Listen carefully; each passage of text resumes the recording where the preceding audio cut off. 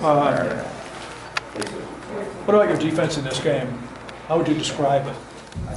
You know, I feel like we were Olympians this game.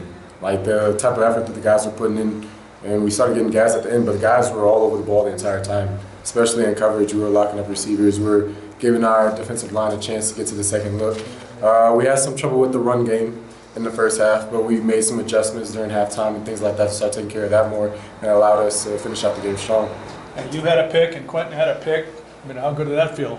All the credit to that is us to the coaches. The coaches, that was just pure game planning. Pure game plan from the formation they lined up in with the personnel that they had in each spot. We knew the routes before they even ran. We knew it was going to be one or two things. On mine personally, whenever they had 11 and 9 lined up in two spots that they did, we knew it was going to be the switch route. And we knew they were either going to sit down or run for the fade. So whenever they snapped the ball, it was just seeing which one they did and then counteracting it.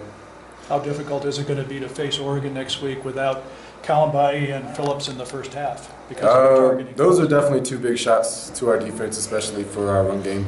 But our mentality is the next man up. We have guys that are going to be in position to fill those spots, and then in the second half, we're going to be excited to have those guys back again to play the game. You guys have started a trend now, coming out really strong in second halves, and there was, again, that happened today. Can you just talk about what's going on at halftime to make you guys so effective in the second halves? This is just a credit again to the intelligence we have on this team. Guys we're able to adjust on the fly. We're able to communicate with our coaches, and our coaches are able to communicate with us, and we're able to make sideline adjustments and go out and execute those adjustments without having to practice it first. So it's just huge for us to be able to come out and do that.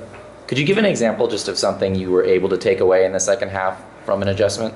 In the second half, like an example of on the field things? Yeah, just anything that... Well, special teams wise, we knew that the looks we were getting, we really had a shot at blocking a punt, and we almost had one whenever the punter ended up stuttering down. We had told me as a right safety, we told other guys to really push the gas because the offensive line was really shifting to the right hard, but they were leaving the backside open, so we're trying to exploit that. As far as defensively, we started mixing in some more cover twos and those zonish Tampa looks were doing really well for us, so our coaches have communicated us. We're going to be doing that more. Just be alert for the sit-down routes whenever they see us in a deep 2 zone, that they'll just try and dump the ball off, and that's exactly what we want them to do because they're just killing their own clock at that point.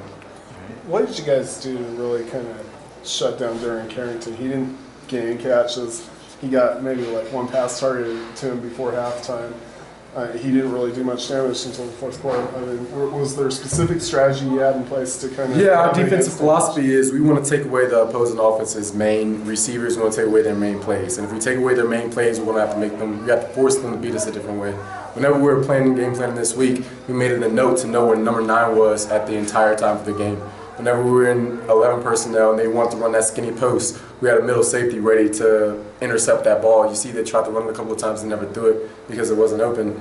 And just two big marks that we had is number 9 and number 4. And then number 7 whenever we replaced number 4 because they had the little 20 package, and we know that they run the same type of role in those packages. So whenever we alerted where those two guys were, and they're a real big package team, whenever they were in packages and they had a certain formation with certain guys in certain spots, we already had a clue at what they were going to do before they even did it. So just being able to have that awareness on where those guys were just really helped us defensively. All right. Good. Thanks, Justin.